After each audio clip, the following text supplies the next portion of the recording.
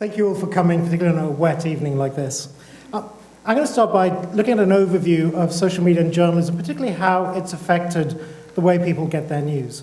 And when I'm in the classroom teaching students for journalism, we talk about the 5 W's and the H, the who, what, where, when, why, and how. And we can apply that to what's happening with social media and journalism. It's changing who we get the news from. It's changing what news we get, where we get it, what we get, how we get the news. But the really big question is, why is this happening? Why has social media become such a force in terms of the way we get news and information and how it's affecting journalism? If you think about it, a generation ago, we'd turn to newspapers, radio, TV to get our news. Now we also have things like Facebook, Twitter, YouTube, blogs, and a lot more. And some of these names have only been around for a few years. Twitter is barely 5 years old. Compare that to institutions that have been around for decades, like the Globe and Mail or the CBC. Even something like Facebook. Facebook is huge in Canada. I suspect most of people here are on Facebook? Yes? No? Well, if you are, you're one of the 17 million people in Canada that is on Facebook. We're talking about half the population, or if we look at people who are online, 2/3 of people online are on Facebook. And when you look at that 17 million, half of them are under 34.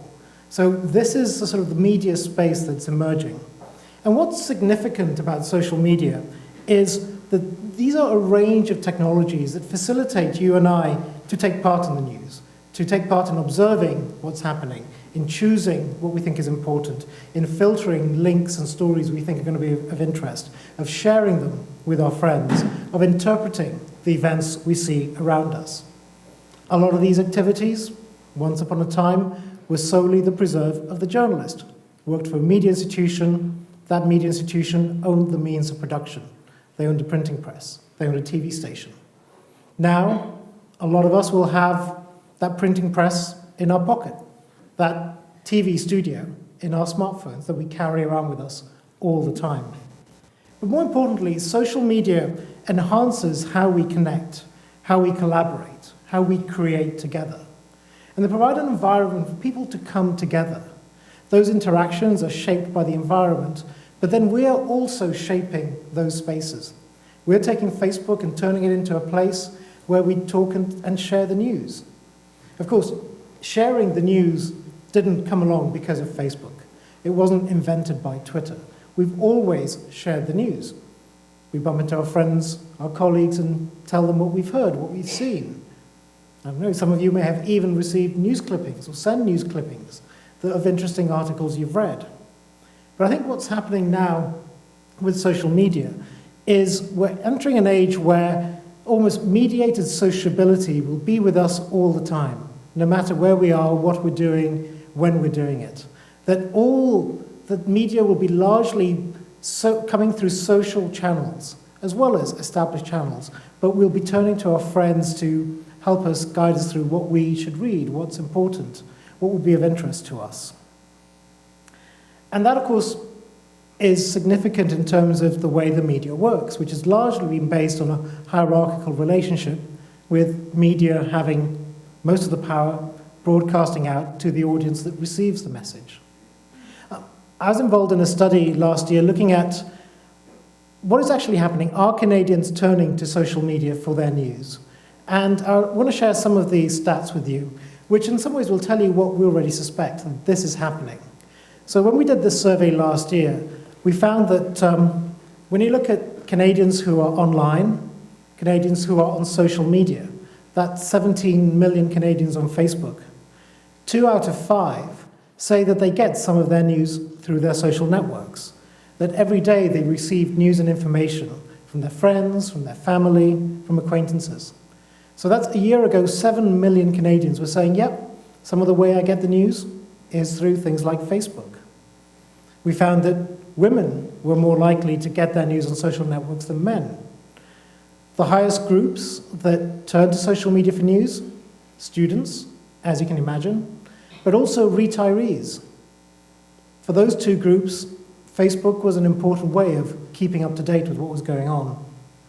And similar stats have emerged from the US, where something like 2/3 of social media users say they get some of their news through places like Facebook.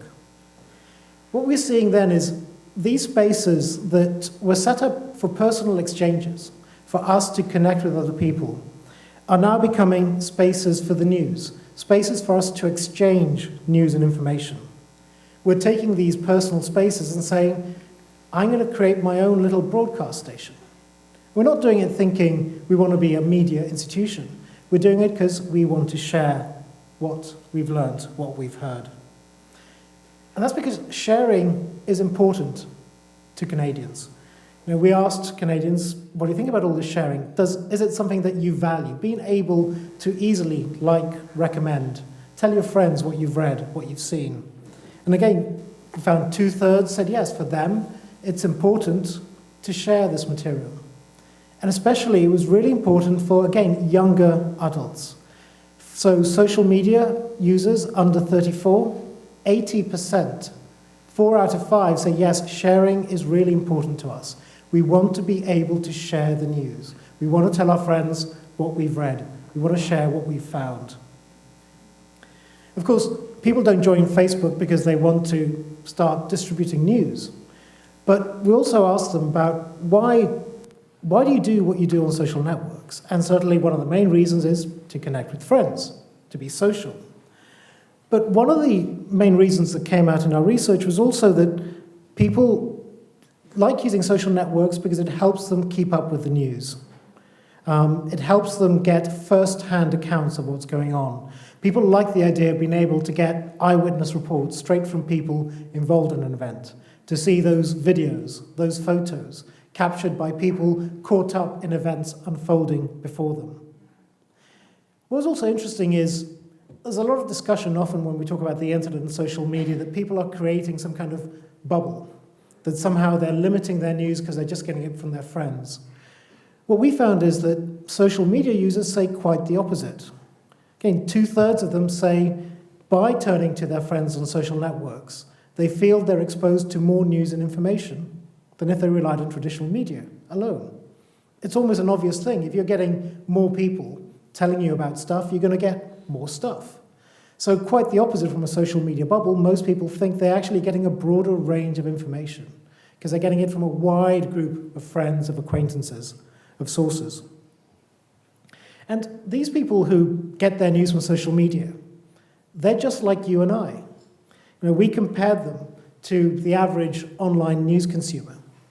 And to our surprise, we found that somebody who gets their news on Facebook is just as likely to go to the Vancouver Sun website as somebody who never goes on Facebook. That just somebody who's on Facebook all the time is just as likely to go to cbcnews.ca as somebody who's never on Facebook. So actually, in terms of news consumers, people who get their news on social media still use newspapers, still use radio news sites, still use TV news websites, still use things like Google News. Where they were different to the average news consumer was they were more likely to go to international websites like the BBC. They were more likely to go to sites like the Huffington Post that mix news and commentary. And they were more likely to go to individual bloggers not associated with a media institution. So what we see here is that social media users, if anything, are better informed because they go to all the traditional news sources we've had represented online, but they also go to news sources. They go to more international websites. Perhaps it's because these people are news junkies. They really want to get as much news and information as they can. Or it could be because these people on social media who are very active are the ones in our network who always seem to know what's going on. You probably have that. There'll be somebody in your group of friends who just kind of seems to know stuff. And maybe this is what these people are. The more active they are on social media, the more they know about news and information, the more they share it with their social circles. What we're seeing is that social media is becoming ingrained in our news experiences. It's not something else. It's part of how we find out about the world around us. And while we've always shared the news, we've always told people about something we might have read in the paper that morning or heard on the radio, sharing is now becoming central to the way a large number of people now experience their news. Because what these technologies allow us to do is they extend our ability both to create and receive streams of news and information. And part of that is for news organizations to recognize that people want to have this ability. They want to be able to distribute their news. They want to be able to say, this piece I read in the New York Times is fascinating. I want to tell my friends about it. And I want to tell them in a way that doesn't require me to do anything complicated, but click on a button, my network can get that. But also recognizing that people don't just want to distribute mainstream media content or professionally produced content, but also they want to share their own experiences, their own observations, their photos, their videos of what's happening around them.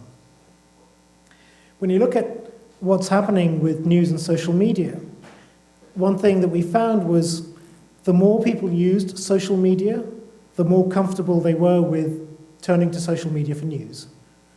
And it's almost self-evident that the more you do something, the better you become at it, the more it becomes part of the way you live, and you become comfortable with that. We saw similar patterns happen with online shopping. When it first emerged, a lot of people were suspicious. Then it just became, Amazon came along, other retailers, and now most people don't think twice about putting their credit card into Amazon and buying something. So we're seeing that happening in terms of the relationship between news, journalism, and social media.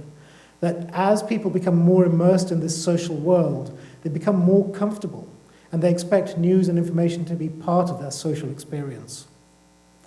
Part of the impact that has on media and media institutions is that it weakens that traditional gatekeeping role of deciding what it is that you need to know. When I was news editor at the BBC News website, my job was to decide, what do I put on the front page? What do I think the audience needs to know today? What is the most important thing? Now, some of that is being done by the audience, by you and me. We're making decisions, telling our friends, this is what we think is important. This is what we think is interesting. This is what we think is entertaining. Will make you laugh. We're making those editorial decisions ourselves. When somebody likes, recommends a news story, shares a picture, shares an experience, they're taking on the role of the news editor, deciding whether something is important, interesting, entertaining enough to share with their friends. And this comes, what we see there is that the media space is far more shared than it ever has been before, where we still have media institutions, and we have a range represented here on the panel, but we also have you and I. We're part of this social space. We're sharing the media space with the New York Times, with OpenFile, with CBC, on Facebook, on Twitter, through Tumblr, through YouTube. And this is where some of the tensions come for journalism, which developed very much as a relatively closed system, based on a production of knowledge that was controlled by the journalist or a group of editors. This system of tight editorial control, where journalists would literally own the news, and the audience would receive it. Yet social media is about being connected. It's about collaborating. It's about sharing. It's about being social. It's not about broadcasting. It's not about shouting at you. It's about exchanges and conversation. And this is where I think I'm interested to hear from a panelist of how they're negotiating this shared space now, where you have journalism as it developed in the 20th century coming up against these social shared spaces where we're as much part of the media world as they are. Thank you very much.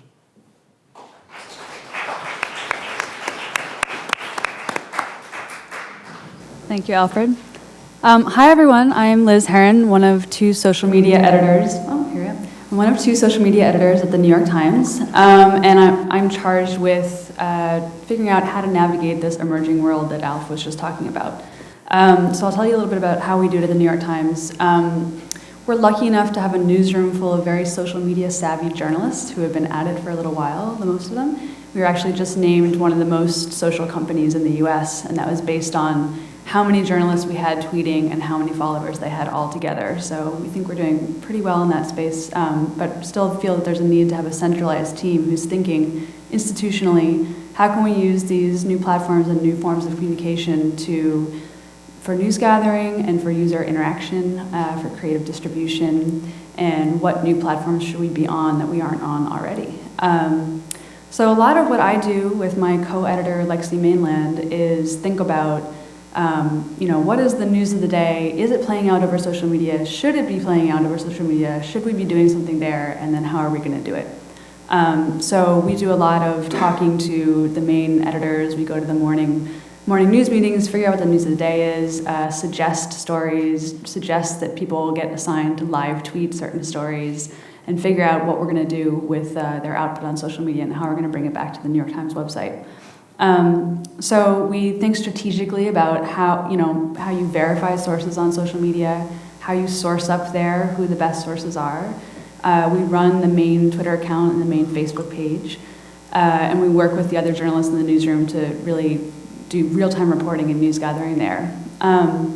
We also work on creative distribution, which is a really interesting thing to me, and I'll give you a couple of examples of what I mean by that. As Al said, people now expect everyone is the media in some ways, and they want to be able to share content that they find interesting, and they want to be able to share it in a way that allows them to personalize it.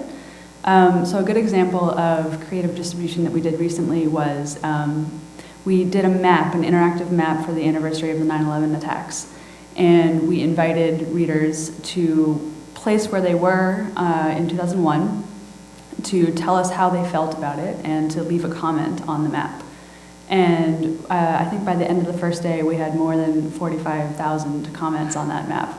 But the way we did it was we didn't want them to just give us their comment and leave it at that. We also wanted them to share their comment with their friends and family and followers.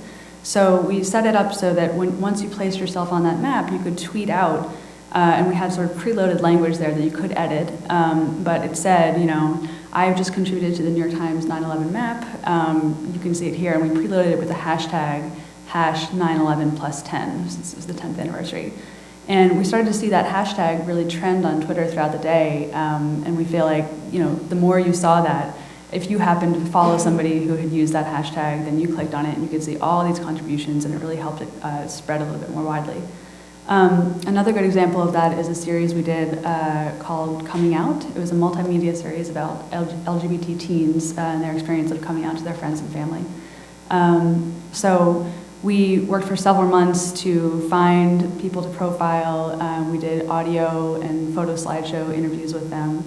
And we also, throughout the length of the series, which we rolled out throughout a week, we invited people to send us their stories of coming out as well, and we published many of those on the website, I think over 50.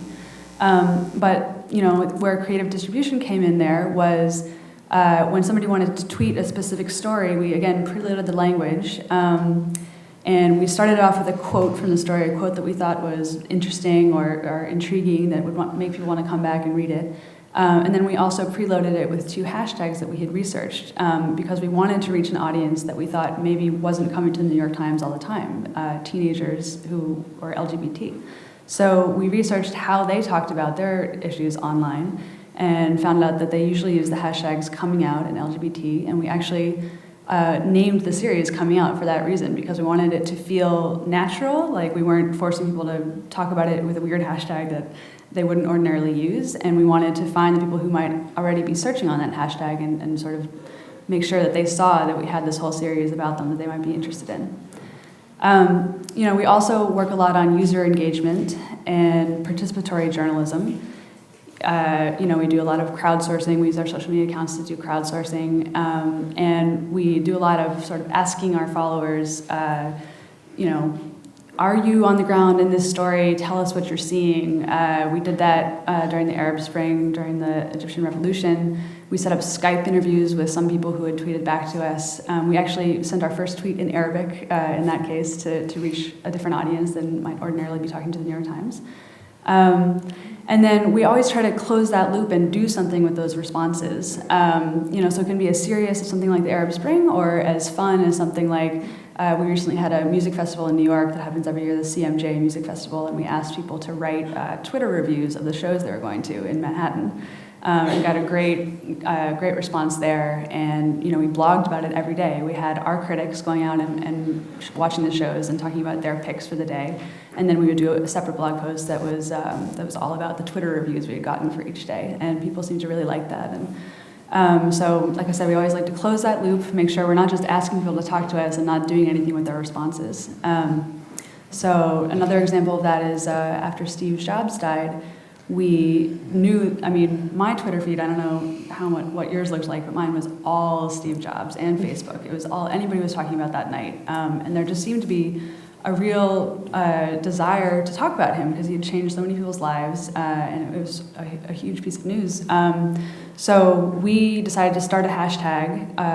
We went with Steve Jobs Legacy and asked people to tell us, how would you describe # Steve Jobs Legacy?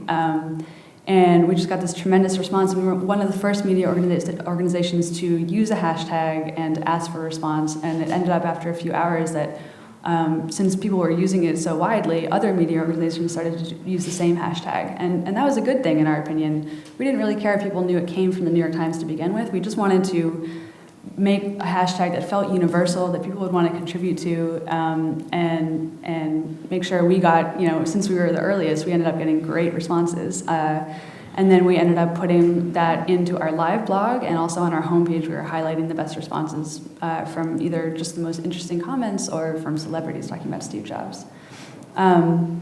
And then a big part of our job too is training and consulting with journalists in the newsroom, other journalists who are working on major projects where we feel like there should be a social media component there. We usually, the ones that really attract us are the ones that feel like people are going to want to interact with us. Not every series is going to be like that, but a lot of them are, and so we work with journalists to figure out, what should the social media component there look like. A good example of that is the political campaign that's going on in the U.S. right now. There have been many GOP debates, and we cover them every time with a live blog. And we're also doing a lot of fact-checking on the side and during the life of the campaign. So we decided, wouldn't it be amazing if we could start fact-checking in real time during the debates, fact-check statements as they're coming out of the candidates' mouths, and if we could invite our readers and our followers to suggest to us what we should fact-check.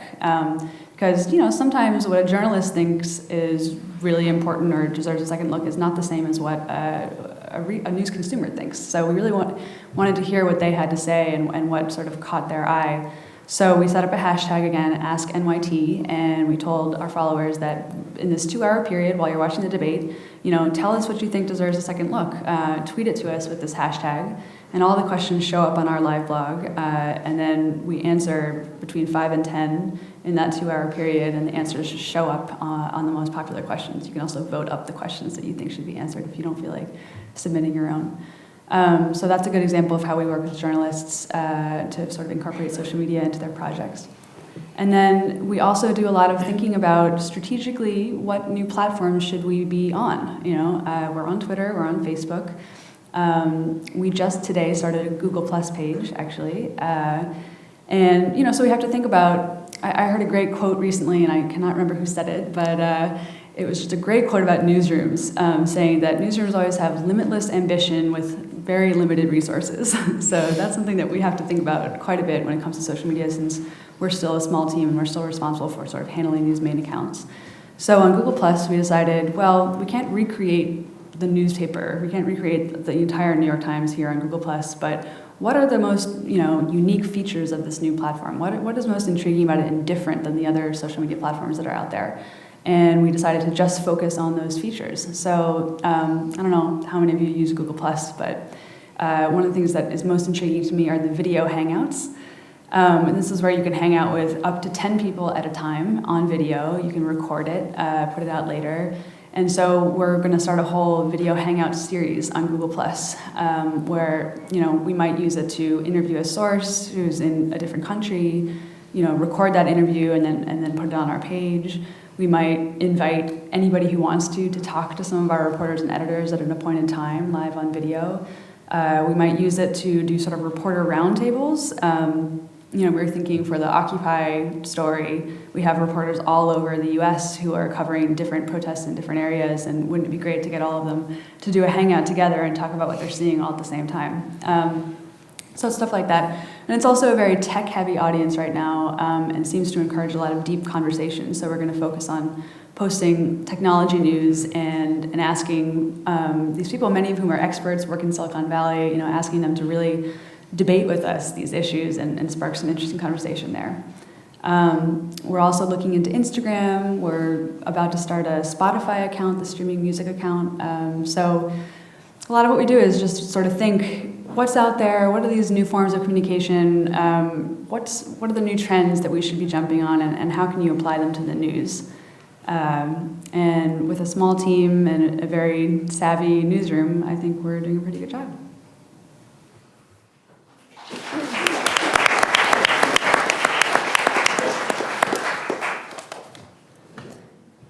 Hi, great, awesome. Okay, thanks for having me here. It's really awesome to be in such great company. I'm Karen Pynchon, and for those of you who are unfamiliar with OpenFile, don't feel bad if you are. A lot of people still are. OpenFile started in town just over, I guess, a year ago in earnest.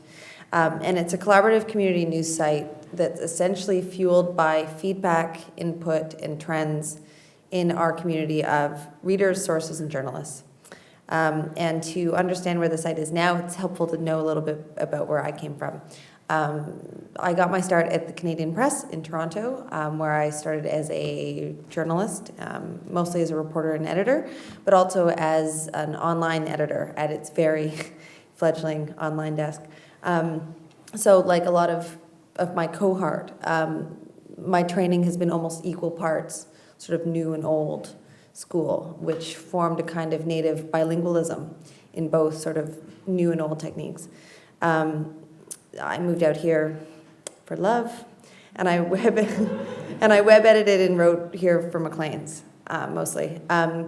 And partially because of the size of the news market, I decided to go to freelancing, and so I was a freelancer for quite a few years here. I was disillusioned with what I saw in contracting newsrooms, a subsequent decline in quality, job security and mentorship opportunities, and so I decided to sort of break out on my own. When I first caught wind of OpenFile and its business model about a year and a half ago, I was impressed and reached out to them to see how I could contribute. Basically, the idea is that any reader can sign up for an account on the site, which is currently in a handful of major Canadian cities.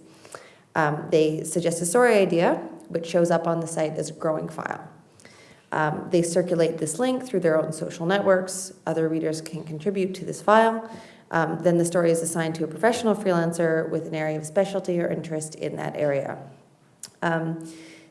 For me, the idea was that it was designed to alleviate this bottleneck that you get in traditional journalism, where there's only so many reporters around to cover X number of stories, and everything sort of jams up at that editorial bottleneck. The idea was that, 10 years ago when the internet started, it was this democratization of media was heralded, and it didn't really happen. And then the other part of it is that OpenFile is designed to cover community news that may be deemed to be too small by the more major dailies. But in my opinion, even the smallest news starts somewhere, and it starts locally. And generally people know that it's happening in their sub-communities before it sort of ripples out into other communities. So the idea is that stories could be caught earlier, and maybe when coverage could make more of a difference. A great example is a story that we had on the East 6th elm trees. Super local story, bunch of trees. It was posted basically on the trees by the city that they were planning on cutting all these trees down. One of our reporters lived on the street. I had found out that he was selling a house, so it was a clear conflict of interest. But we offered him the opportunity to write a blog post about these trees being cut down. We assigned, actually, a UBC student, Jamie Williams, to the story, and he did a bang-up job, subsequent audio, video interviews, and it was picked up at outlets across the city, and the city has changed the way it consults with communities about the way trees are cared for. So That seemed like a big success to me. The site only recently came out of beta or testing phase. So the site you see now is very different than the site that I worked on a year ago. But luckily, or I guess deservedly maybe, interaction, readership, and number of employees has been gradually increasing. In terms of social media at OpenFile, instead of a story being reported and social media used as sort of a secondary tool, as a tool of dissemination and conversation after the fact, in many cases, an OpenFile story will start on social media platforms with a complaint, an observation. My favorite is just someone saying, what's up with that? That's how I would frame it a lot in my own mind. So in that way, a more democratic conversation can unfold, not necessarily using OpenFile as a gatekeeper, that people can create their own stories and say, this is news, basically, and then spread that around using their own networks. And OpenFile is not the gatekeeper, necessarily. This also leads to hashtags, conversation threads, concentric areas of interest, basically, that readers and journalists have. You have very specialized conversations on Twitter and on Facebook. And in a lot of cases, it leads to these super fast, rapid-fire conversations before the story is even assigned.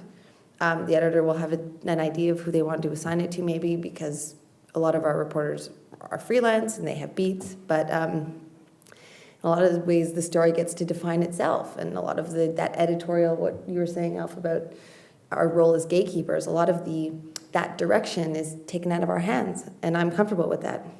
However, once a story is assigned, it's assigned to a professional journalist. So you're sort of getting, in some ways, the best of both worlds. In some cases, under my tenure, the idea is that growing files would act as these accumulating hubs of information, that people would add links, people would add, who live in the area would say, well, I saw this happening in my area. But under my tenure, the site was forced to keep a lot of its growing files unpublished because other local editors and reporters would take story ideas and report them themselves, and not allow that growing file process to happen. That was a downside.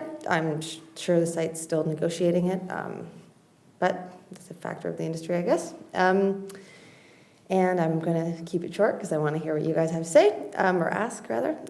But basically, the site is always, like Liz and Alf were saying, the best way to do social media is to stay open to new platforms. I know OpenFile just got on Google Plus too. It's so exciting, isn't it?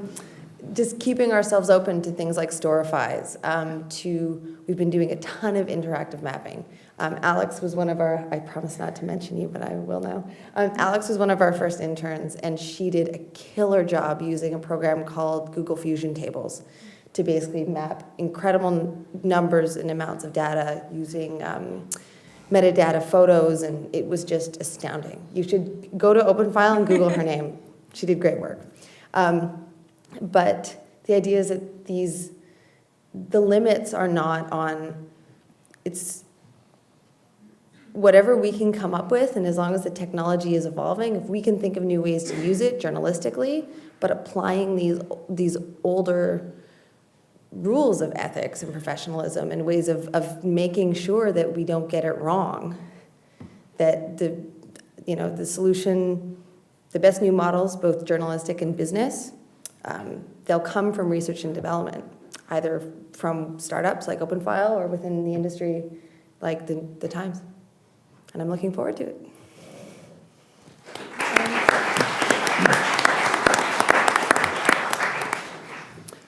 My name is Steve Pratt. I'm with CBC, and more particularly an area called CBC Radio 3. Off the top, I would just like to say that I'm jealous. We applied for our Google Plus account today, and we're in a queue waiting for it. So we don't actually, apparently OpenFile has more pull than CBC, so the times I get.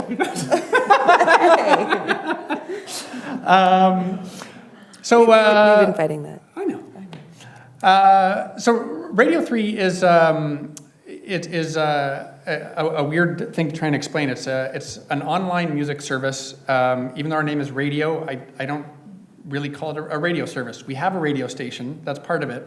But we actually describe it as kind of a music discovery service that is focused on emerging Canadian music. And we use social media in two primary ways. The first way is I guess, trying to put the public piece back in the public broadcaster. I guess that implies that it wasn't for a while. I think that's not true. Maybe trying to have new ways of getting the public involved in the public broadcaster by empowering audiences and also empowering musicians to have more participation in the public broadcaster and in the broadcasting and the content we create. And the second way we use it is something that I think Alf alluded to earlier, is making the dissemination of information a lot more effective and distribute it in different ways. So I'm going to, I guess, go through both and give you a few examples of how we're using it and why we're using it.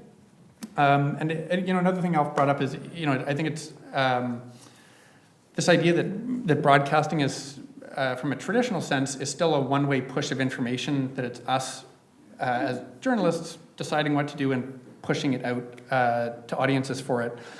And that one-to-many model has worked for a long time, but I'm sure, as all of you know, that everything that Alf did in the setup is that is changing into being two-way dialogues, but also dialogues that are taking place among the audiences, users, communities themselves that have nothing to do with media outlets for it.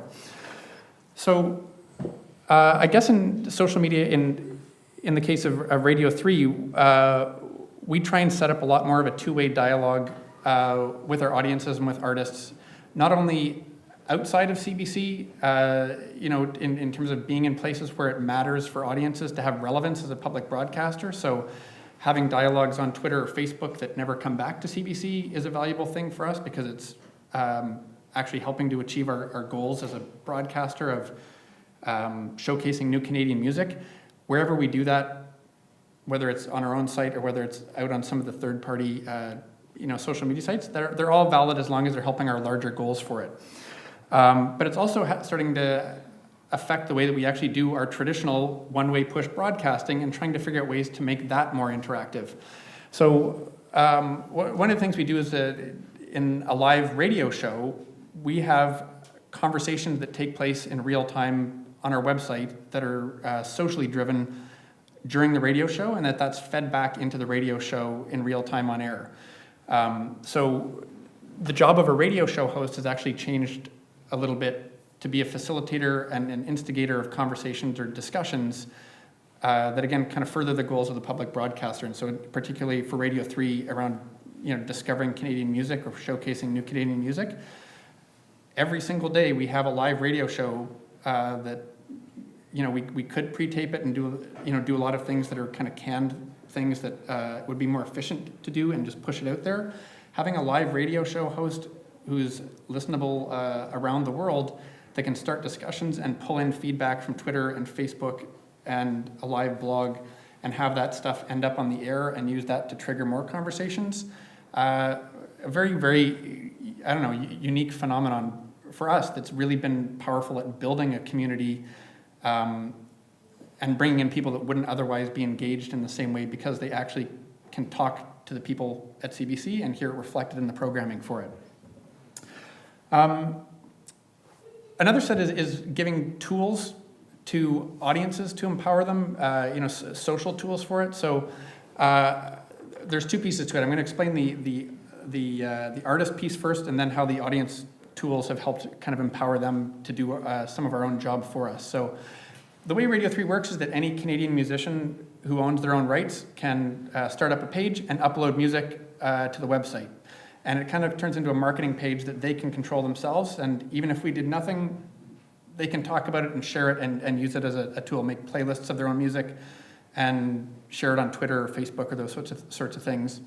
But the interesting thing is that all the music that we put on the radio station comes from the stuff that's uploaded as well. So we can make an interactive piece out of it, that if you're listening to something that we curate, you can hop right off and go to that artist's page and take a song that's just playing on the radio and share a link to the on-demand version out on social media and things like that. So it lets the audience take the things that they like coming from the curated one-way push and take it and spread it out to their own network only when they like it. So it's, I guess, a sharing tool that grows it. But then on another layer deeper, we have the ability for users to make their own pages as fans and for them to be able to go through all the material that's been uploaded to the website and make their own personal curated lists. So I might make 50 different playlists of all my favorite artists, for every season or every day of the week or every mood I could possibly be in, where I actually become a curator and a tastemaker, a little bit in the way that Alpha is talking about how,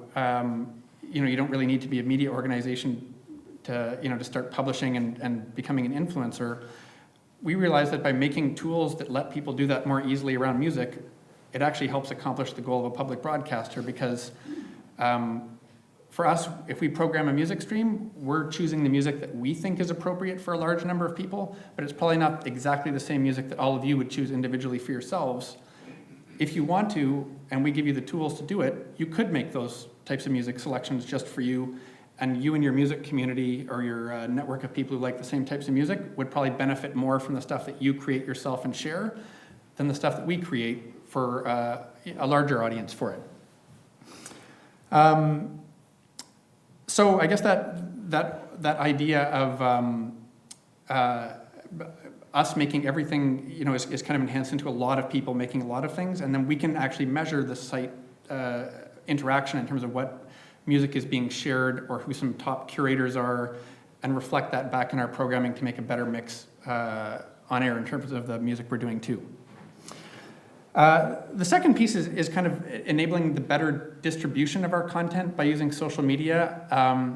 We have this really smart guy who's working for us. His name is Jonas Woost, and he used to be a guy who worked at Last FM, and he came in to Radio 3 about 6 months ago, and he said, we really need to nail all the things this service is doing properly, and he made this 2 smart grids, I think. And this is kind of, something else that's been touched on a bit too, but on one axis, it's all the different social media platforms, including the Radio 3 platform itself and the radio station that we can use to make content. And then on the other axis, it's all the goals that we have as a service for it. So it may be, we're trying to showcase Canadian music, or we're trying to empower fans. It could be that we're an innovation unit. And basically every piece of content that we may want to put up on the site, we can kind of cross-reference against which goal we're trying to reach and then determine which platforms are going to be most effective about doing that. And in an old universe, maybe even a few years ago, just at Radio 3, we might just say, well, we'll just do it all on the radio. And now we've got all these tools that are going to help us do a better job for it. It makes our editorial strategy a little bit more difficult because you actually have to start with the idea rather than just assuming that your default place is put everything on the radio for it. Some of our best ideas have absolutely nothing to do with going on the radio, and some of our best ideas are still best only on the radio. But at least we're looking at it and determining where our limited resources are best deployed to get the best impact for it. We actually had this really interesting one last week where we made a really big decision for us. It may sound a little bit trivial to everybody here, but it's a big thing for us to do it. We do a number of audio podcasts, and one of them is this thing called Track of the Day. And we put out 5 podcasts a week, 1 track a day. And a host goes in and picks a track and tells you why they like it to give you context so you're not just listening to a strange piece of music, why you should care about this track and give it a listen. And it's actually a lot of work to put it together because somebody has to go choose the track and record it and edit it together with the music and put it into a kind of a podcast baking machine and send it out to iTunes and all this sort of stuff. And we decided, you know what? Let's stop doing that. We could actually do 3 or 4 different tracks of the day just using social media. All the tracks have already been uploaded to the website, and they have links that people can just click on and go listen to the track right away. And then we can measure how many people are listening to each track because they're coming to our website and there's a track counter on it. So we stop the podcast and we're sending out, 2 or 3 tracks a day. It could be something that's brand new. It could be something that's, a number 1 on our chart show. It could be an artist pick or a host pick. And it goes up on Facebook and Twitter. And then we started a Tumblr blog that puts out the stuff. And it's already in a week more effective than a podcast we've been doing for 5 years that, got about 25 or 30,000 downloads a week on Twitter for it. So I guess the big thing for us is really, really drilling down and thinking from square one, what is the stuff that is going to be the most effective for us, and how, what are the tools we want to use to accomplish it? And I think the more we continue to explore those things and keep an open mind rather than just return to the default ones is where the growth and the new ideas are going to come from for it.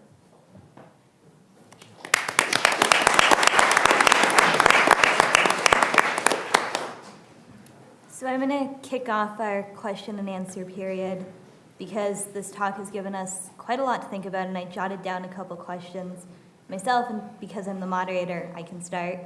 So one of the things that you've all talked about has been sort of letting go of this gatekeeper role a little bit and handing over the reins to the community. And my question from that would be, in this era of Twitter, Flickr, and YouTube, what at this point constitutes someone as a journalist? Don't all jump at once. Okay, I'll start it off because I teach journalism. So it would be like saying to my students, well, you know, everybody can be a journalist, so don't come to J School. Don't pay fees, don't pay my salary. But no, I think there is still a need for a professional who can help all of us sort through information, who can help to verify, who can help to make sense of information. I don't think that need is going to go away. The fact of having a trained professional who knows what questions to ask, when to ask them, who to ask them of, to contextualize, explain this massive news information that we have all around us.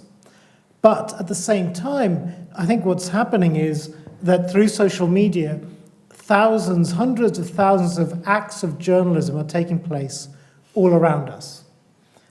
For that little act, that person is a journalist for that microsecond where they're committing an act of journalism. But it doesn't make them a journalist in the sense we talk about it. But when somebody takes a picture from here, like I did of you earlier, the audience, and send it out on Twitter, I'm reporting what's happening here. I committed an act of journalism. When we saw during the Arab Spring people sharing videos of police crackdown, of violence, when they were shooting that video, they were committing an act of journalism. But it doesn't mean that they're a journalist. If anything, there's a greater need for the journalist as the trained professional who can help you navigate through this sort of stream of news and information.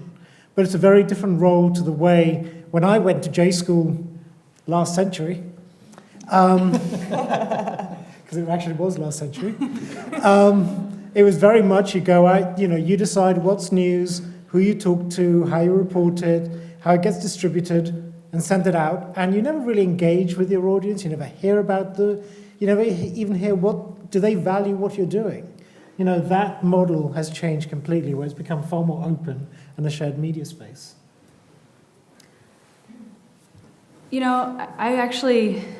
I'm not a huge fan of that question. It's the kind of question we've been talking about for so many years now. And, I guess I'm just really excited that there's so many people out there who are sharing high quality, valuable information. And in some senses, we're all the media, we're all journalists.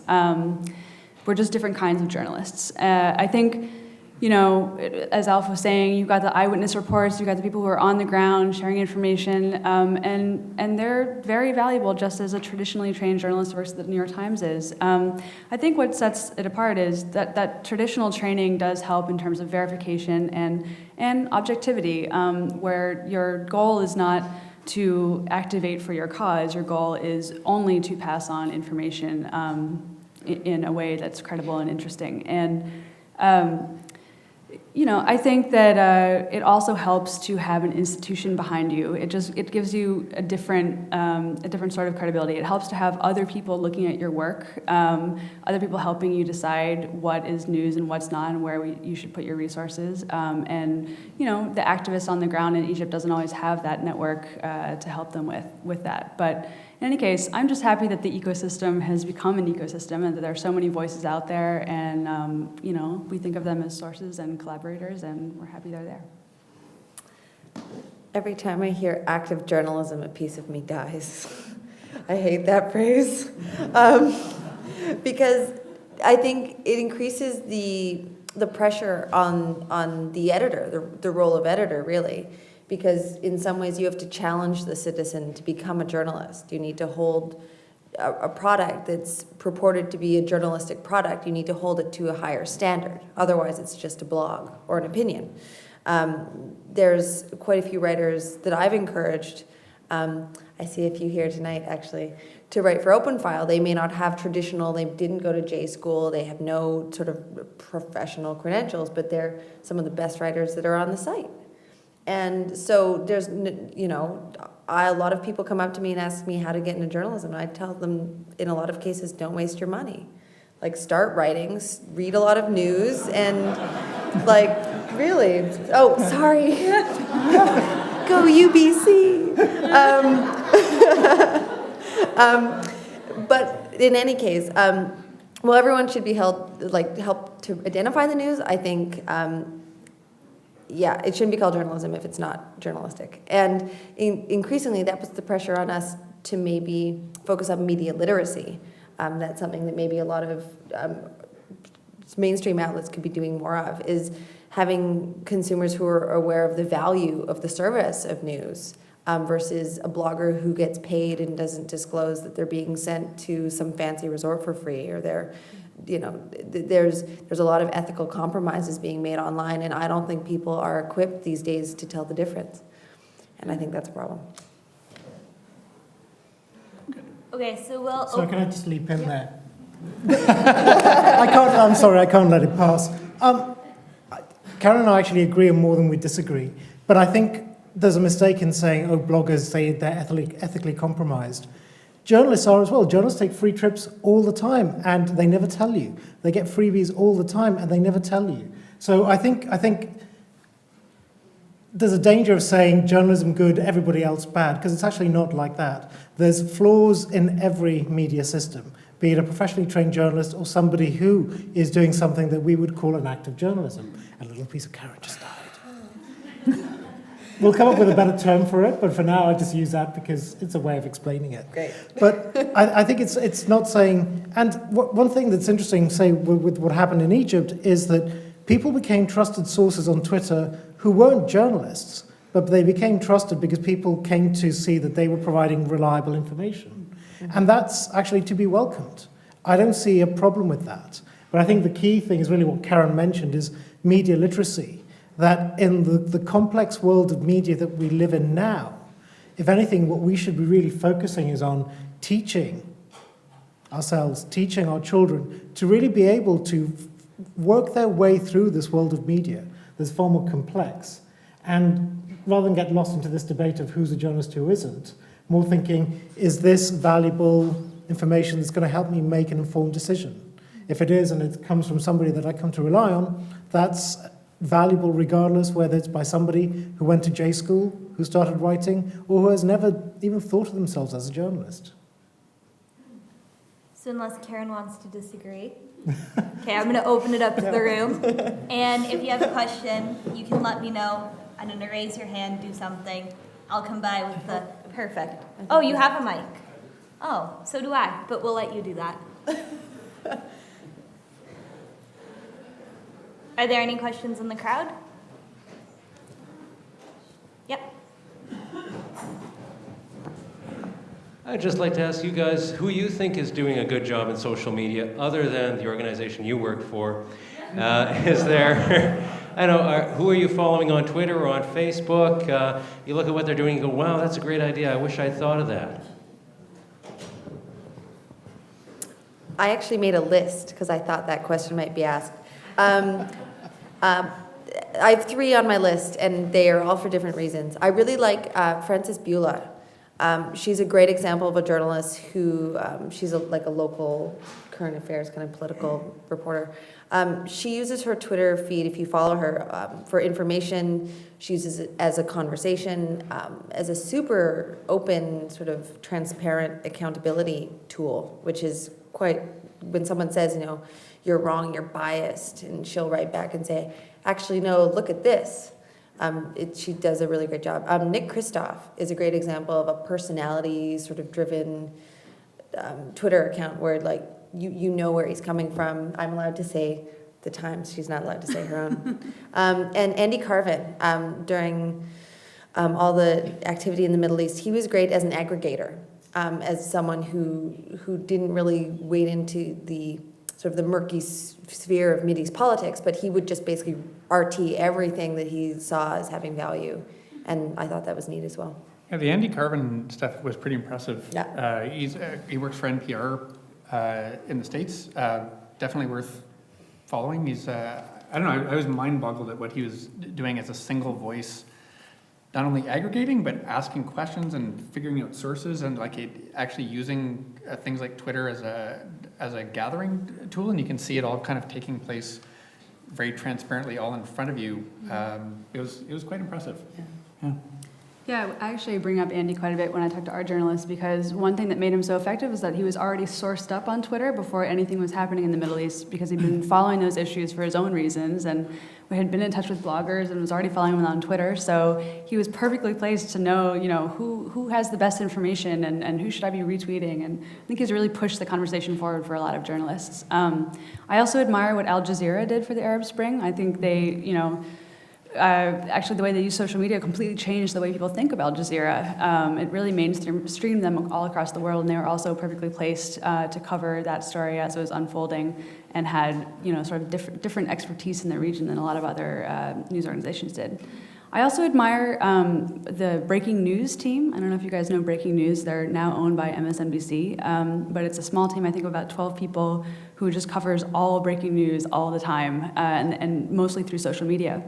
So they've got a great Twitter feed to follow, and one thing that I like that they do is they have a hashtag you can use where if you see breaking news in your community, no matter who you are or where you are, you can tweet to them and it will show up on a page that's sort of almost like their assignment sheet, and it's a public page, and then they often follow up on those tips, so it's a great participatory journalism model. And I would echo Karen said. Nicholas Kristof is a very good example of somebody who's been particularly he's very useful. He's very good at something like Facebook, where it becomes less of him, here's my story that I've spent the day producing, go read it, and far more almost my story fragments as I'm experiencing and commenting and discussing it.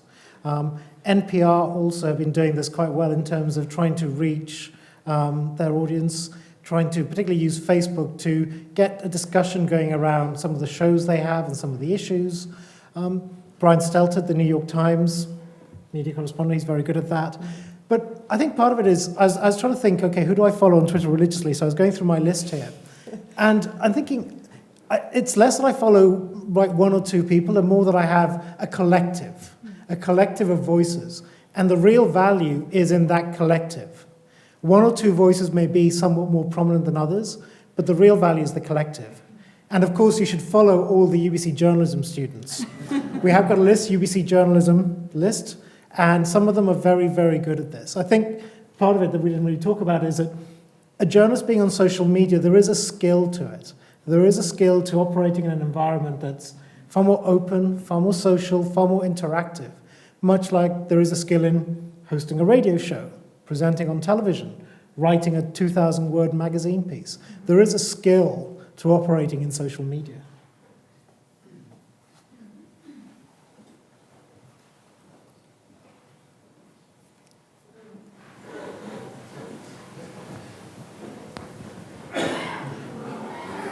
All of you had mentioned that social media has sort of changed the importance of news and determined, I guess, how important each news piece is.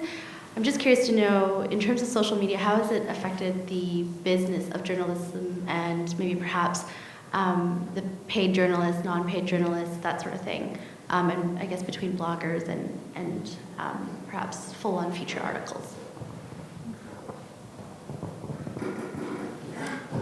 I can start. At the New York Times, the newsroom and the business side are pretty separate, but social media does come up in both contexts quite often. And as you guys probably know, we just recently started a digital subscription model.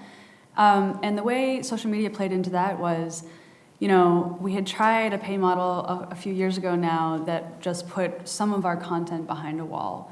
And we ended up deciding that that was unsuccessful. And so as they were coming up with a way to do a new model, one of the things they thought about was the fact that they still wanted New York Times content to be out there on the web. They wanted people to be talking about it, wanted to be part of the conversation, accessible to sort of drive-by readers.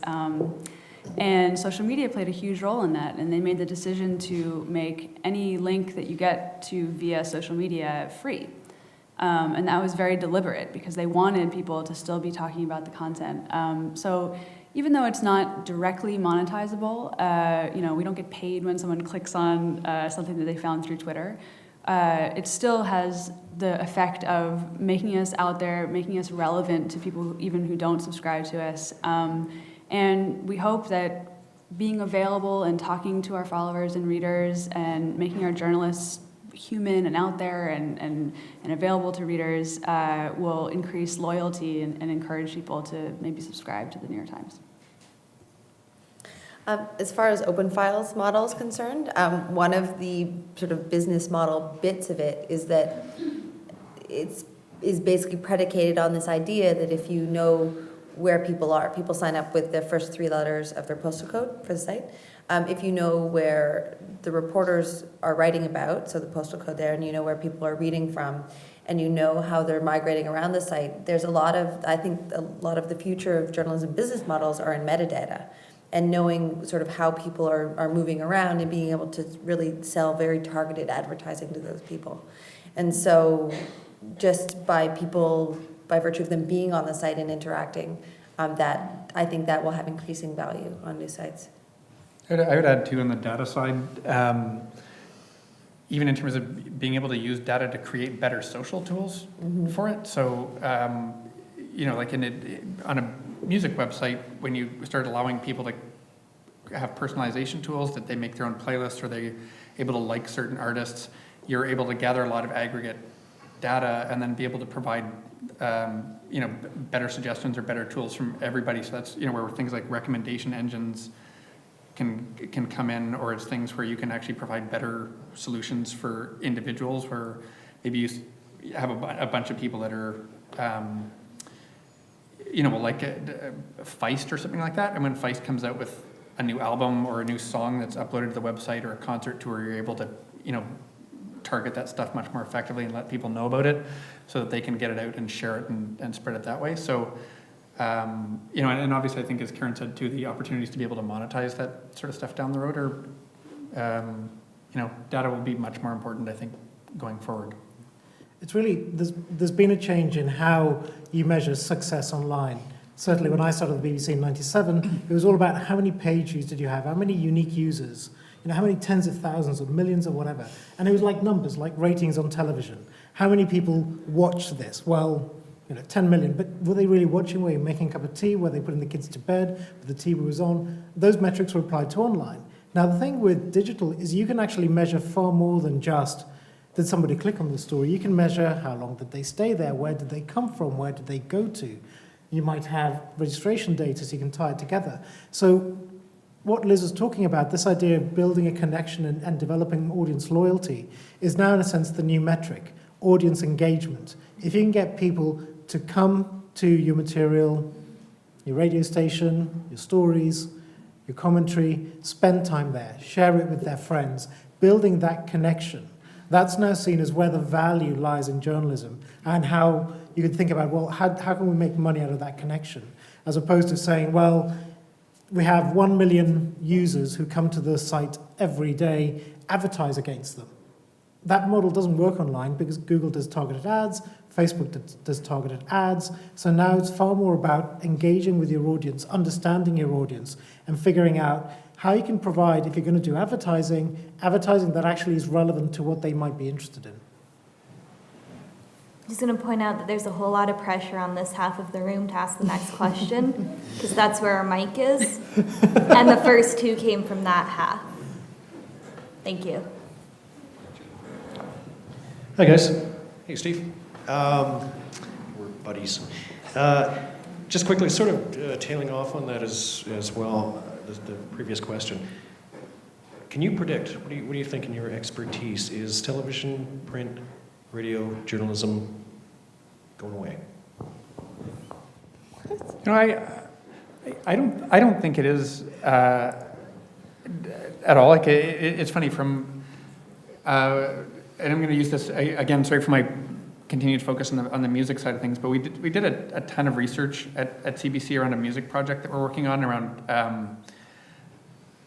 how Canadians use music, and there's so many great problems that the traditional broadcast medium still are some of the best things to solve, and that still, as professional content creators or journalists are still the best people to help solve some of those problems. And where the social media plugs in can, enhance that and add a whole bunch of new things. But if you took away the original piece, I don't think it works at all.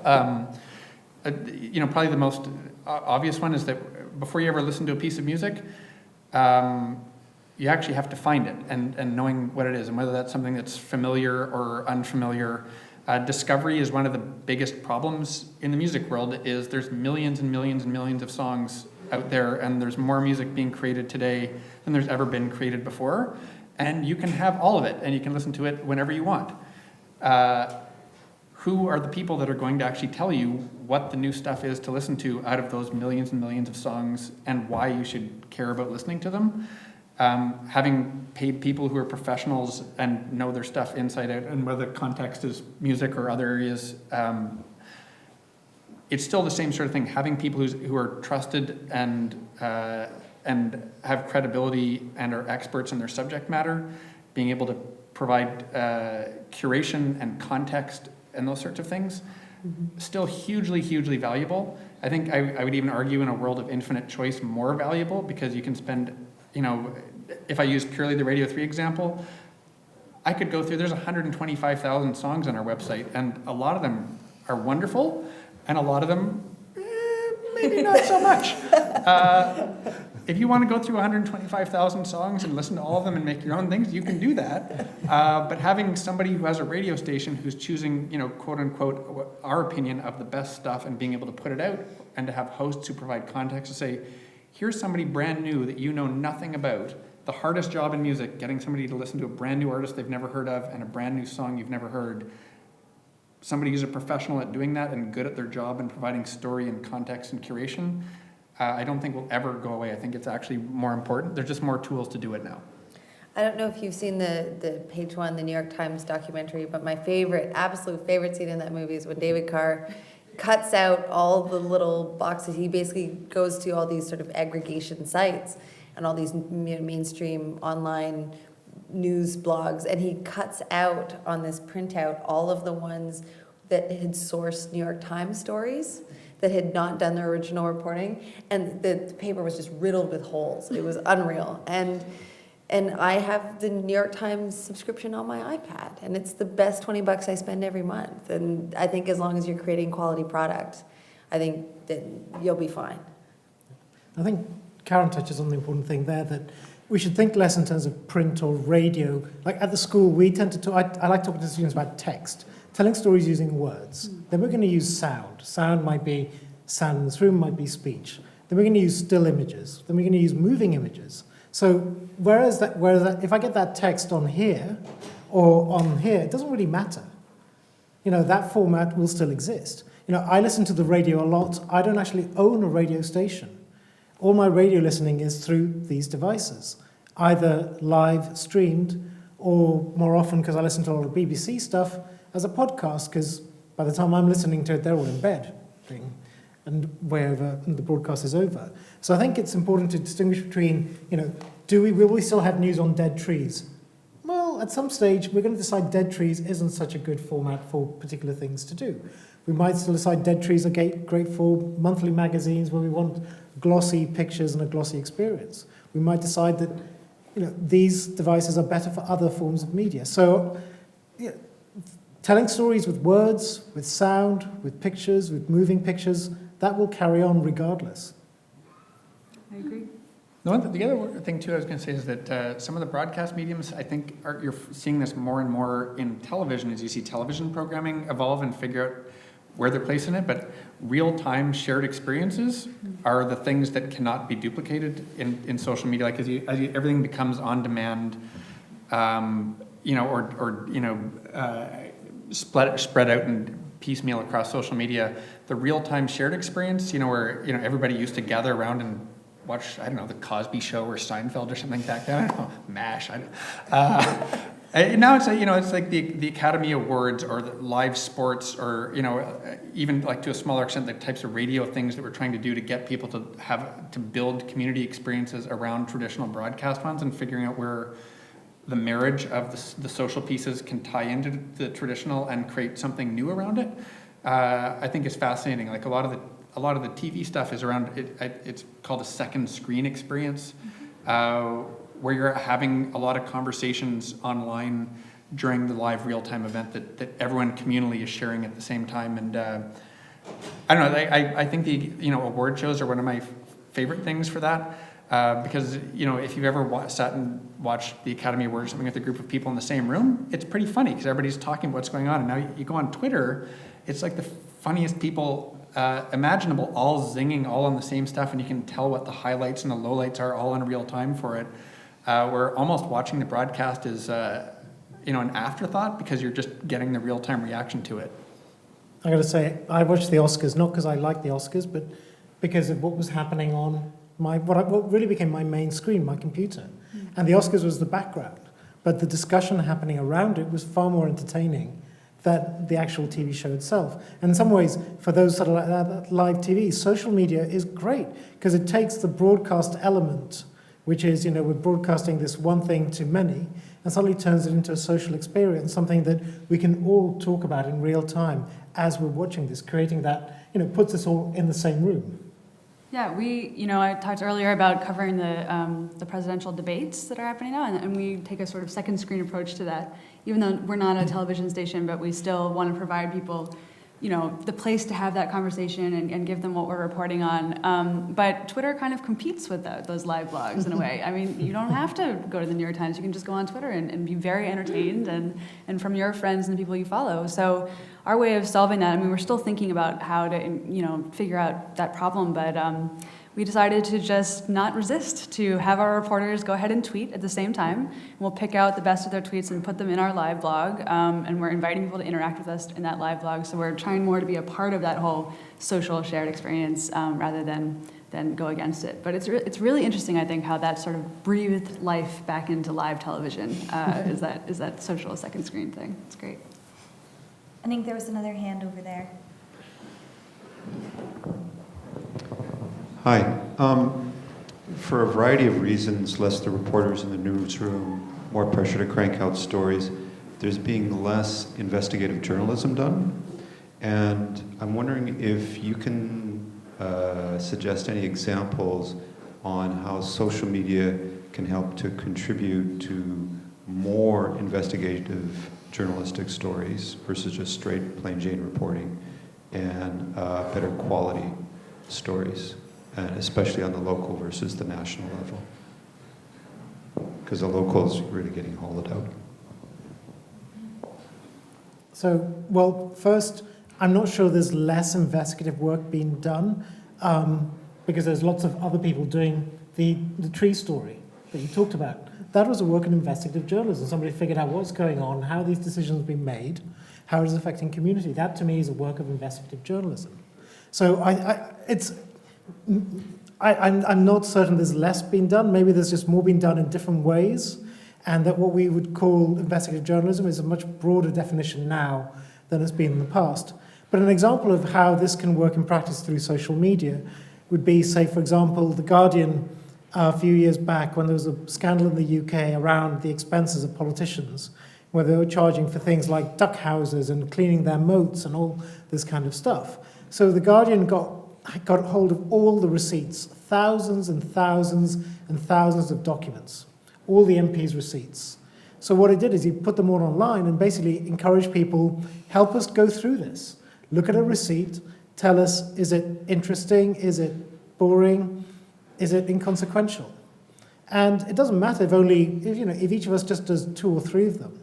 If thousands of people do 2 or 3 of them, that's a very powerful way of you taking this massive documents and actually crowdsourcing that effort and working with your audience saying, Help us figure out if there's something interesting here. So that's, I think, one very practical example of how you can turn investigative journalism into a far more collaborative process. Yeah, that was a great project that they did. And it also was a good example of how to do crowdsourcing right. It's true that to do that just with a few journalists who are working on that story, to do that all themselves would have taken them weeks to months, possibly. But they put it out there and said, look, we can't do this story alone. We need your help. We don't want you to do our jobs for us, but we would love to hear what you have to say about this massive pile of documents we have. And they also built a way that it made it really easy for people to contribute. So they didn't just say, here's a PDF file, tell us if you found something interesting. They said, it was like on their site, you could go, there were just different buttons you could click for, this is interesting, needs more work, needs a second look, don't look at this, it's boring, So they had it all set up, and it was a really good crowdsourcing project. I would also say for investigative journalists, there's more information out there than ever before. People that you're reporting on that, a few years ago, you would have no way to sort of keep tabs on them or understand what they're working on, often are putting stuff out on social media that maybe they shouldn't be putting out on social media, but is great for journalists. So it's all about knowing how to interact with them or knowing how to find them or knowing how to sort of spot their patterns on these platforms that I think actually gives us a lot of investigative fodder.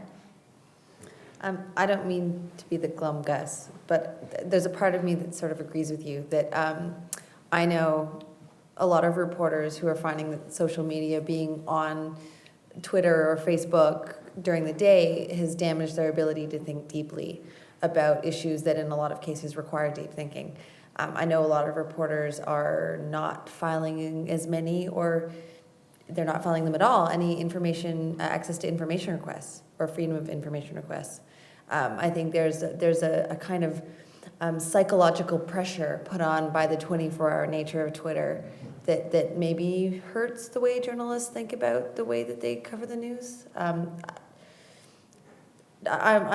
For me, the jury's still out in some ways. Although I don't know how many of you guys know Public Eye, but the fact that Sean retired was a huge blow to local journalism. He did a lot of investigative work. And so it would be nice if we had more in Vancouver, I think. Yeah, sorry. And just to follow, if anyone can do something with Public Eye online, please don't use the type tab. Please use WordPress so people can comment, so you get more engagement, more traffic. You get a great site, but please learn that lesson from the site. That's not the WordPress. Use WordPress. Don't use the thing that people have great difficulty commenting. You can just screw your engagement. Need a great work. I was just curious for the other panelists' opinion on what I'm about to say, whether this is hogwash or not. But we talked about metrics earlier and being able to use data to find out what people like and what they don't like. And I think one of my perhaps paranoid concerns around investigative journalism is that you see newspapers shutting down, like in Seattle, and coming back up as something that's a little bit more on the subjective side and less on the objective journalism. And you see a lot of, sites that are in search of revenue and traffic when the business models aren't there. I look at the Times as probably one of the ones that is showing the way to do it and be able to maintain a certain standard of journalism and to champion that. But I guess I worry a little bit around perhaps the business models driving for more opinionated content, and that things that cost a lot of money and may not provide actual eyeballs in terms of metrics might be at risk in terms of investigative journalism for that, because ultimately a lot of it is still a business, and the business models in the online space around this stuff are pretty challenging, and investigative journalism is expensive. I think, investigative journalism is important, but if you take a historical perspective, investigative journalism is the anomaly. It's not the mainstream of journalism. Most journalism isn't investigative. Most journalism is, this is what's happened yesterday. So, in some ways, investigative journalism has always been under threat. It's always been a rare beast. It's been rarely spotted. And in some ways, now we're getting, in some ways what we're getting is rise of organizations dedicated to that, like ProPublica, where they're turning to a model where they're looking at, well, the way we can do this is through foundation funding, or the Texas Tribune in Texas, which basically got a lot of money from somebody who had a lot of money to give them. And they're, so private benefactor. But essentially they're doing a lot of investigative work around politics in Texas, which, needs a lot of investigating. So in some ways, investigative journalism has always been hard, it's always been expensive, it never sold newspapers. There are now more opportunities to do it and different ways of doing it at different levels, and we should find ways of encouraging it more. I think I saw someone's hand over here earlier. Yes, perfect. Yes, I'm wondering if there are unique ways that social media is encouraging multicultural input. If you found any ways that you do that, for example, in the New York Times, how do you get the multicultural community to input into, in the printed media, you have English newspapers, you have French newspapers, you have Chinese newspapers. How do you handle? We need it for the recording. Well, what I described earlier about our coming out series, part of it is just making sure that the projects that we're working on about multicultural communities are getting in front of those multicultural communities, and we're encouraging them to talk to us about what they thought and to contribute to those projects. So a little bit of it is just researching how do they interact online, should we be there, and how can we be there? How can we make sure that they are talking to us about the issues that we're covering? Well, the New York Times we write in English, obviously. All of the media we produce is in English. But we did send out an Arabic tweet during the Arab Spring. We sent out a Chinese tweet. When we do crowdsourcing for certain communities, we will send out tweets and I think Facebook posts in other languages so we can encourage them to talk to us in their native language. It all depends on whether or not we've got someone in the newsroom who can speak that language and then help us understand the response.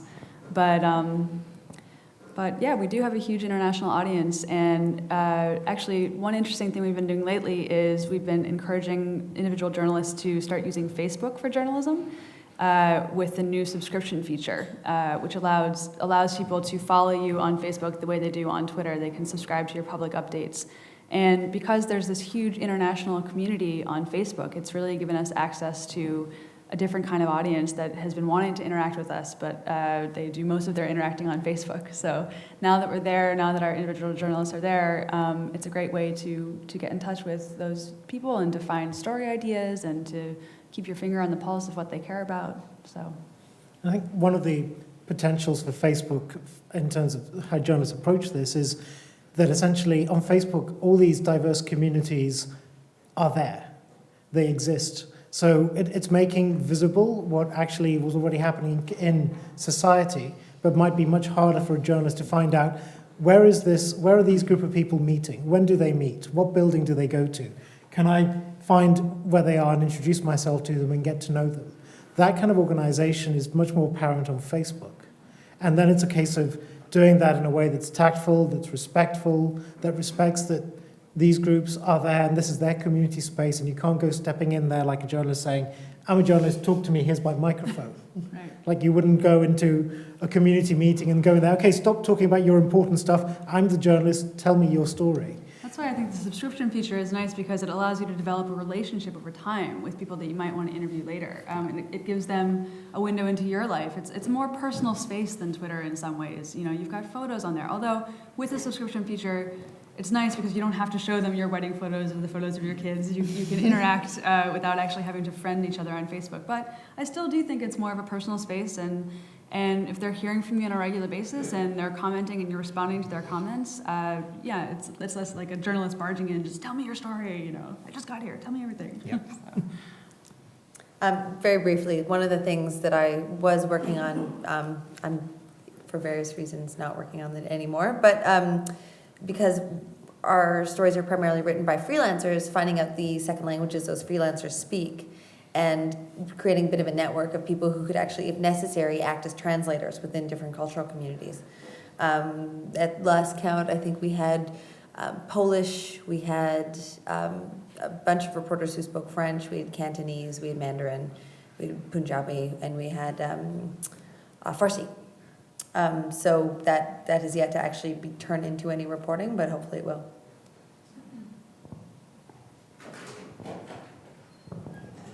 Hi, I just have one question. With the elections going on right now in the U.S., how do you, I guess, put a guard against falling in the trap of not asking proper questions versus activism and I think more importantly, to cut through the rhetoric? I'm thinking of the Republican, for example, platform of backing an attack on the nuclear facilities in Iran, or versus not falling in the trap that happened during the Iraq War, where journalists were caught asleep at the wheel, not asking the right questions.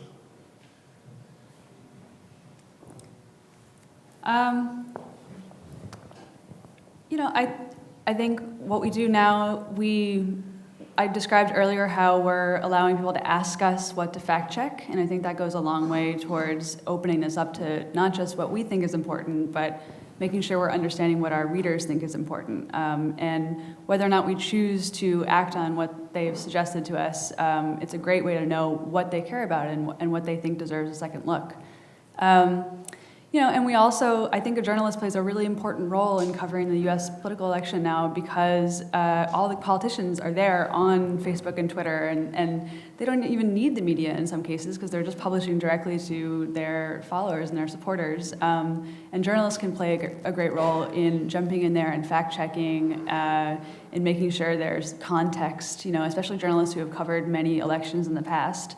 You know, it's really important for them to be out there, not just doing stenography, not just saying, this politician said this one said that, but saying, you know, it's really interesting that they've taken this stance now because 3 years ago they felt differently, or, you know, here's our fact check from last week about their statements on this, or you know, just providing a lot of context and allowing, I think, helping voters navigate this long political election a little bit better.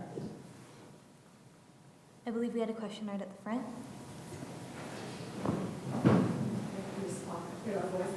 We need it for the recording.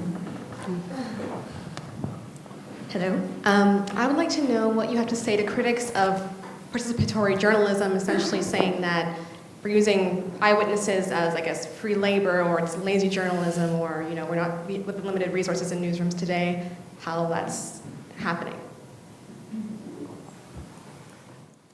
I'll take that, since I wrote a book on this, which came out in May, and it's Participatory Journalism, Wiley Blackwell, available on Amazon.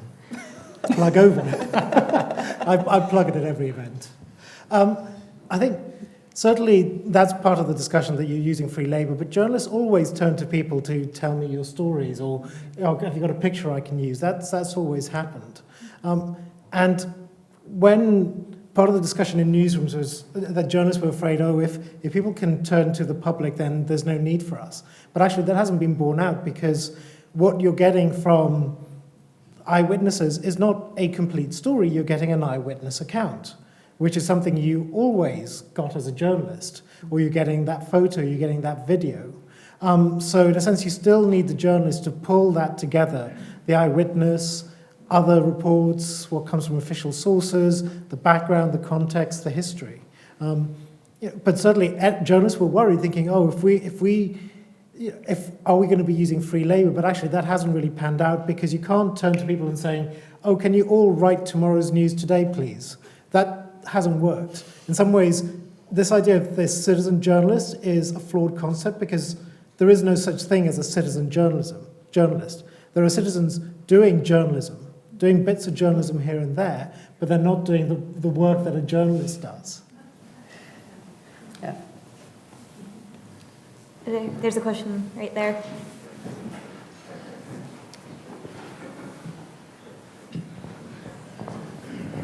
Hello, so my name is Martha Perkins, and I'm the new editor of WE, The West Ender. So I admire and respect everything that you're doing, and there's just so many cool, neat things that social media can do that the static newspaper can't do. So for me, it's always a balance of how much do you have of staff resources going to social media and spending their time doing that, which detracts from being able to write the stories that you post online that people go through Twitter and Facebook to read. And the thing is what I want is advice from all of you. How do we, in the media, embrace social media while making sure that people still pick up that print product? Because it's the print product that has the ads that pay for the journalists. And no matter, there hasn't been a very good working model of other ways. I mean, paywalls are one of them, making people pay for the content. If Google would only pay us every time we had a hit on our web page from somebody from there, it would be a wonderful world. But bottom line is newspapers need to make money to pay the people to do the job. And to do that, we still need people looking at the print product.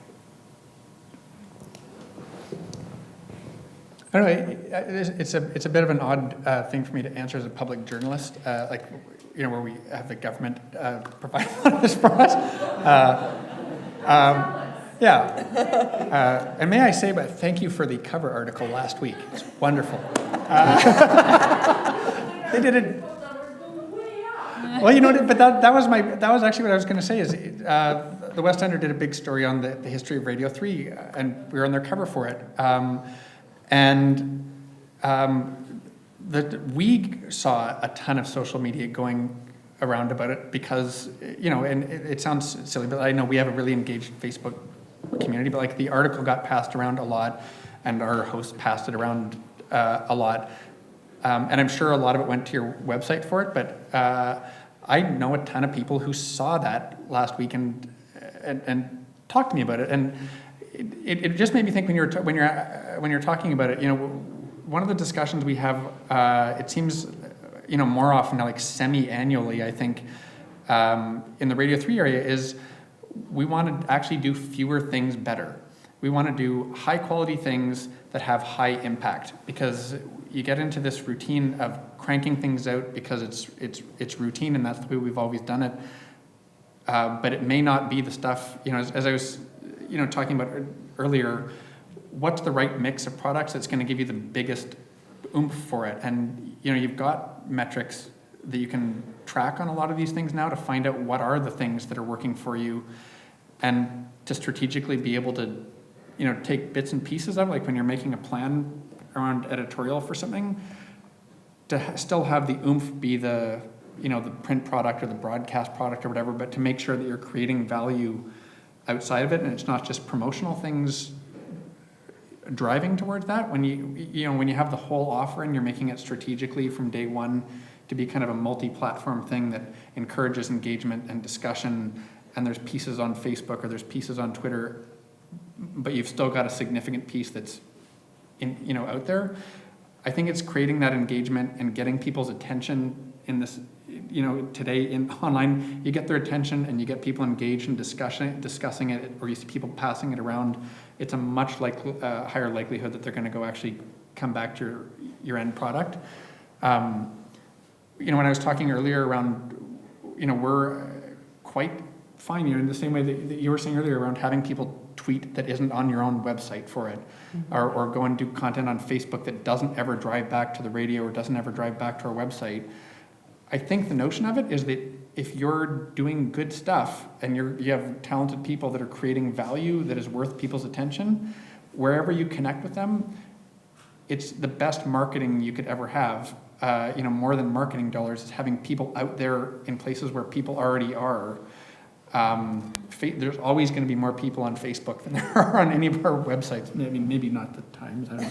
I think that, you know, creating value out there is the best thing I can think of that's going to lead them back to your core product for it. So making sure that you think about what the right way to create value around your things on those external sites is, for me, is actually a really good return on investment.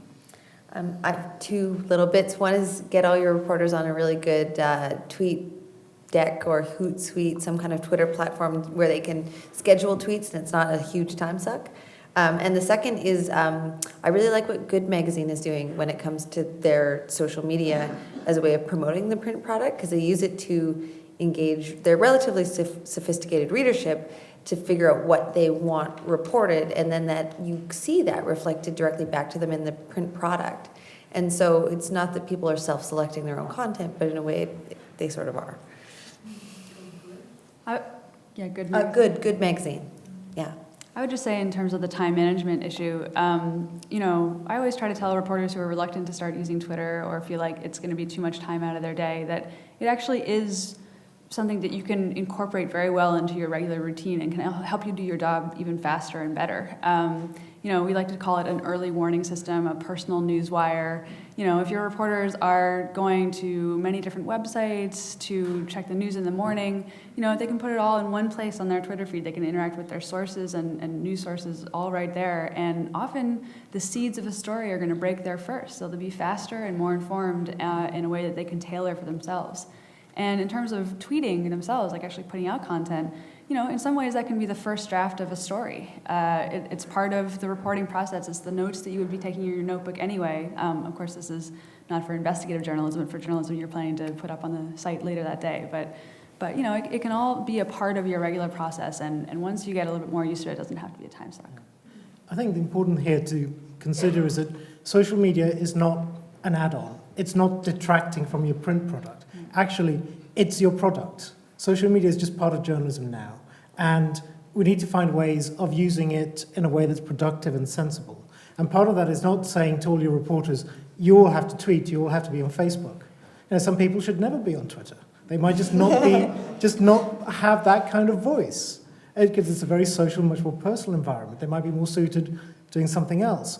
But then figuring out not what tool should you use, but basically what are you trying to achieve? So going back to what Steve was talking about, you know, what are you trying to achieve here? What's your objective? Who's the audience you're trying to reach? What is it you're trying to accomplish? And then you can figure out, well, if I'm going to, is social media appropriate for this? And then what kind of form and how do I do that? But it's basically just part of journalism now. It's not extra, it's not a detraction, it's just the world of journalism now. And it's more a case of figuring out how do we accomplish what we've always done, which is help people make informed decisions using the range of tools that we have, social media being one of those. I believe the lady in the white sweater had a question in the back.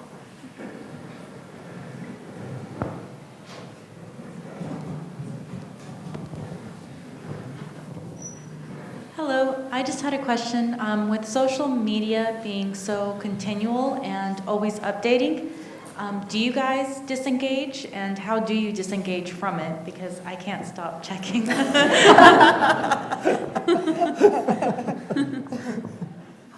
Okay, I'll start off. Because I actually do disengage from Twitter from time to time, especially when I have a publishing deadline and I have, 5,000 words to write and I need to just sit down and write. So I say to myself in the morning, sometimes what I'll do is I'll tweet saying that I'm going dark because I'm writing. So I'm basically telling people I'm not around. And then I say to I don't give myself permission to go back on Twitter until I've written at least 800 words, which is close enough to 1,000. And then I go, okay, I've reached 800 or 750, I can go on Twitter now. But I think part of it is setting yourself goals, what you want to achieve. And sometimes, yes, you just want to focus, concentrate, shut off email, shut off Twitter, put on some headphones, some good trance in your head. Repetitive beats works very well for writing. I find it really hard too, honestly. It's extremely hard. Like I've found, the short attention span, maybe it's plaguing investigative journalism, is also wreaking havoc on me. But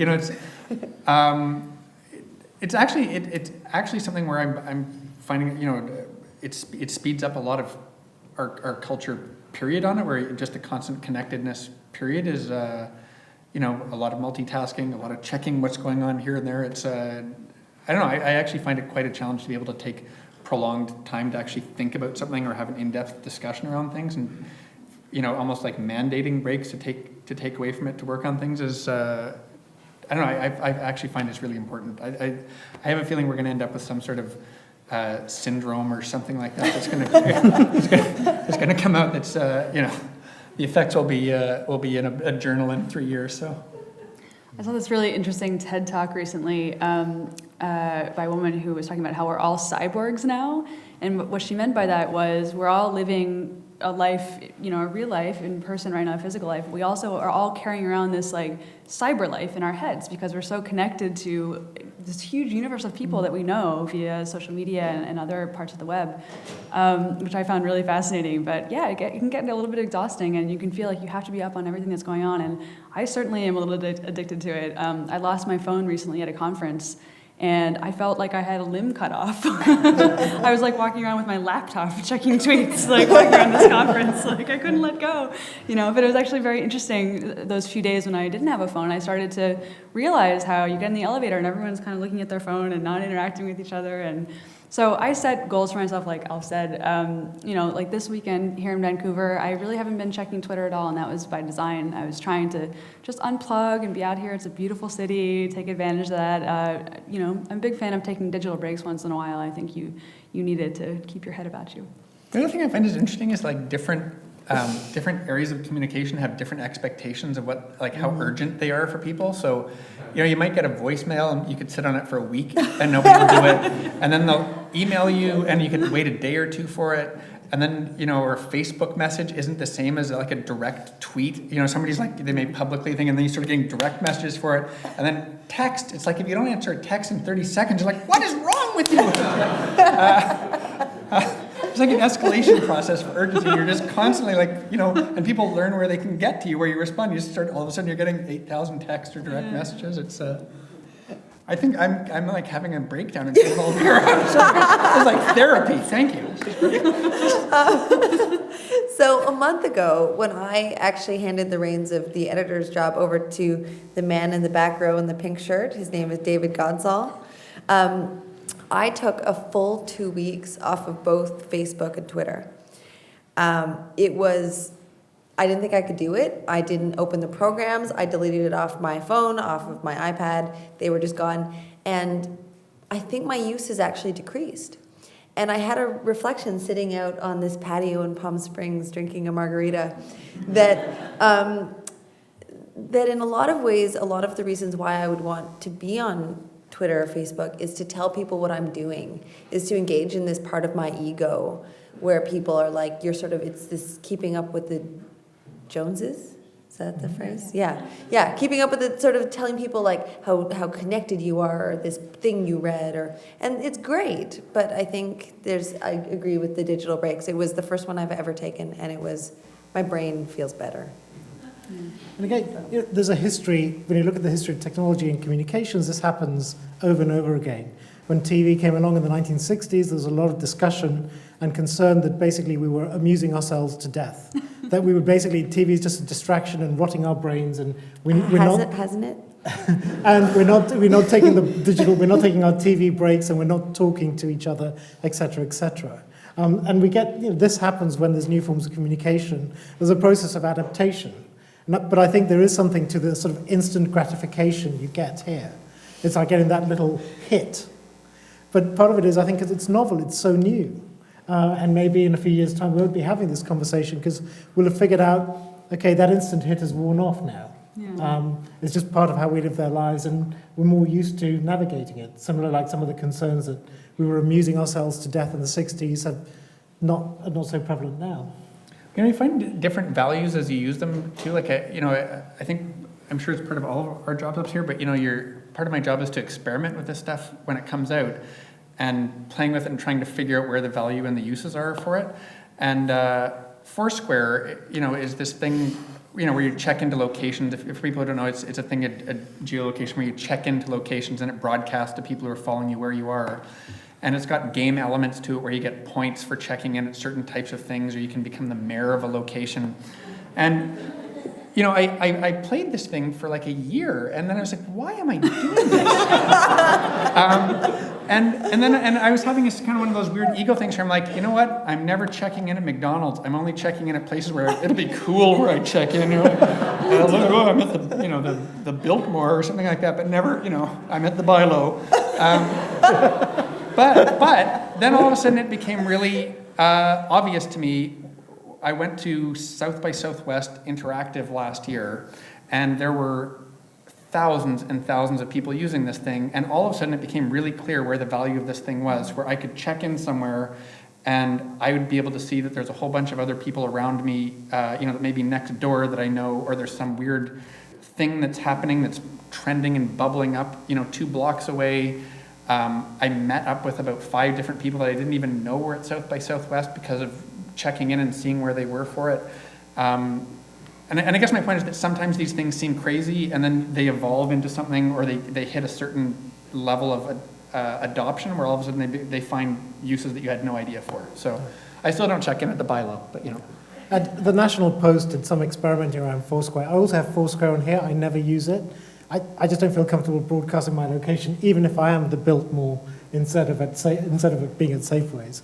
But the National Post used it in a way of sort of geo-targeting their stories, so that when you would check in saying, I'm by the, by Sears, I'm by the art gallery, it would give you, say, news about Occupy Vancouver. So thinking that we're going to give you the news that's relevant to where you are at that particular time. So if you checked in on the UBC campus, it would give you a news story around that location.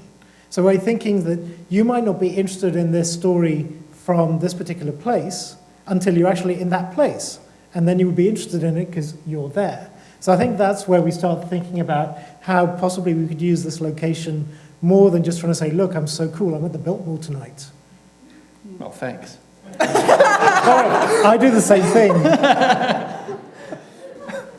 So I believe we have time for one final question, which means one of you can be the lucky one to ask the last question. And someone stood up at the back, so that's going to be you. Do you want to just wait for the mic for 1 second? Thank you. I'm still old-fashioned, and I still enjoy reading newsprint, and I like the New York Times and the Globe and Mail. Do any of you see the extinction of newsprint eventually?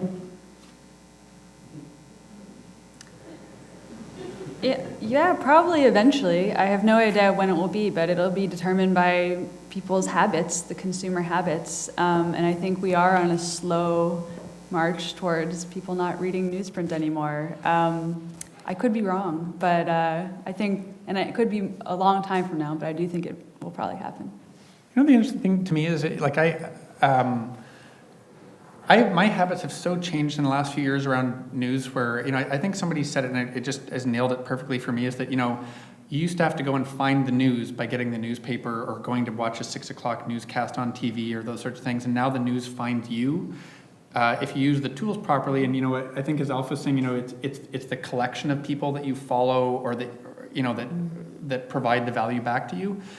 I find out about most things now either through Twitter or Facebook just because of the group of people that I'm interested in, and it's already pre-filtered to be the stuff, that I would be interested in wanting to know about, and it takes out all the pieces that I don't want to know about. So if I get a full newspaper, I don't read every article end to end on it, and I actually have to spend time going and finding, and it's kind of an accident to discover some of the stories, because what I might be interested in may not be the thing that gets put on the front page of the section or the paper or whatever. So, to me, it feels like a lot more of an efficient process around getting tailored, personalized stuff now. And I know there's still some, adoption that where people aren't set up that way yet. But after you experience it, I find it pretty tough to go back to the full, just get the whole thing there, and you have to do it all yourself. Maybe I'm just lazy. I think one thing that people like about reading the newspaper is that it's a different discovery experience, right? Sometimes reading the print newspaper, you read something that you never would have read if it went by on your Twitter feed, because it's not the headline that draws you in, it's something else. It's the photo, or it just happened to be right below a really great article and caught your eye. It's a different discovery experience. And I think what we might see is online media trying to replicate that experience in the way that we don't have right now. That may be how print survives, is sort of replicating that kind of experience. But I can also tell you that with our new digital subscription model, we bundled, you can subscribe to the Sunday New York Times and get a free digital subscription with that. And we've actually seen those Sunday subscriptions go up, because I think it's a group of people who thought maybe they only wanted the website, but once they were presented with a good deal, and the Sunday paper is a great thing to actually read in print, you know, they decided to subscribe. So I think there are still reasons to do it and people that want to do it. Yeah. What tends to happen is the media you grew up with is the media you use. So if you grew up with newspapers, you read newspapers. If you grew up with iPads and smartphones and news coming to you, that's the media you use. That's your news experience. So I think eventually we might see this product on dead trees that worked really well at a certain time and place doesn't fit our needs quite so well now. I absolutely agree, but there's a part of me that's very sad for that time when producing newsprint is no longer a viable thing and newspapers stop being produced. But then there's a segment of the population that's marginalized because they're not digital savvy. And a part of me is looking forward to that moment with a lot of trepidation, because I know it probably will come. Well, what's interesting when you look at newspapers globally is actually that newspapers globally are doing really, really well. Where they're doing badly is in mature markets, basically English-speaking mature markets like the US, the UK, and Canada. Mm-hmm. Ethnic media in print is doing very well. Print media in countries like India, in emerging democracies in the Middle East, is flourishing because it meets a need. So I think, it really is about how do you fulfill the information needs of citizens? What's the best way of doing that? And if it's print, then let's use print. If it's iPads, let's go for iPads. It really is thinking about the audience and the public and what do they need. I think I'll be curious too, if and when the right business model shows up in the digital space that will make business sense for leaving print behind for it.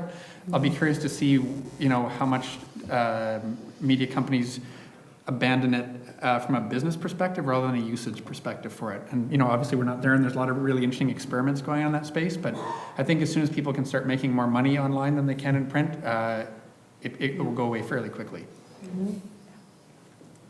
Well, on that note, I'd like to thank all of the panelists for taking the time to come here and share their knowledge and expertise with us. I'd also like to thank the UBC Continuing Studies and the UBC Graduate School of Journalism for sponsoring the event. And lastly, I would like to thank you, the audience, for coming and helping us have this great discussion. Thank you.